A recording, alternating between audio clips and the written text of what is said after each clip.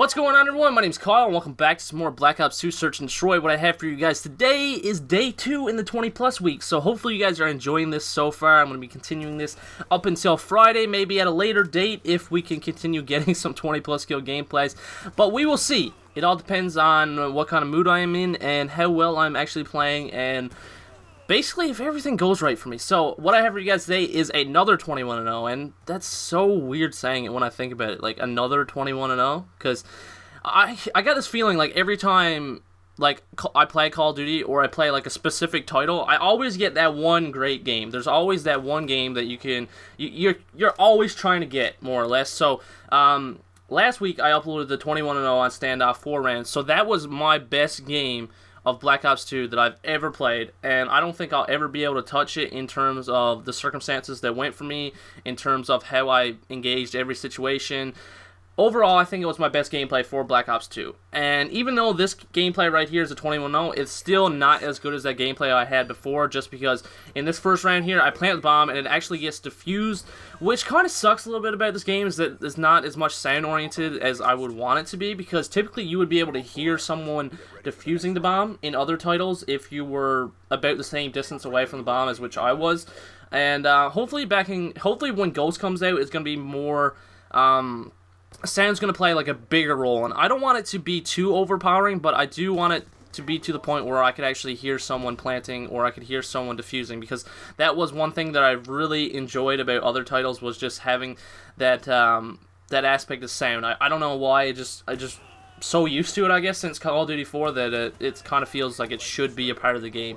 But anyway, I want to talk a little bit about this class setup, because some people have been asking me to do some, like, either best class setups for Search and Destroy, or my favorite class setups for Search and Destroy. I've been thinking more or less, like, my favorite, because there's no real, like, best setup you can use for Search and Destroy, because it's all about how you play, and it really comes down to, like, the circumstances and all the engagements that are presented to you in that one game. Because, like, for example, you could use, like, an MP7 with nothing on it, and you could get, like, 24-0.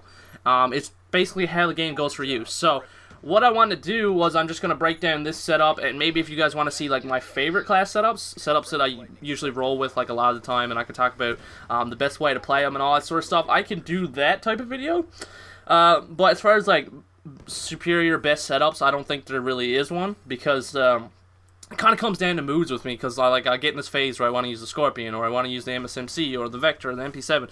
It changes so often, so I'm just going to talk a little bit about this setup. This was identical setup to my 21-0. It is the Scorpion laser sight extended mags, and I'm using lightweight, toughness, and dead silence and awareness. And like I was talking about sound, I really do like that combination of dead silence plus awareness, because you don't really hear your own footsteps, and you do hear, like, the enemy's footsteps a little bit. Is not really too prominent, but it is there, and it does help out a lot. So that's what I really like about it. Also, you really need to have, like, extended mags on the Scorpion. I find it runs out of bullets so quick, and you really gotta, like, take your time when you're shooting it, especially if you realize that there's more than one enemy, because you really don't want to waste a full clip on an enemy if there's 2 or 3 present, because that's what's gonna kill you. I'm gonna say at least 80% of the time is the fact that you have to reload a lot with this weapon. So if you're using it, make sure that if you have time, reload before you go into a situation where you know you're probably going to get a kill or 2,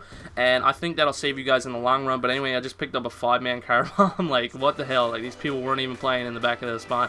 But yeah, that could have been a 22-0 if I realized that there was still one more left. But anyway, guys, I hope you guys enjoyed the video, and I will see you guys tomorrow.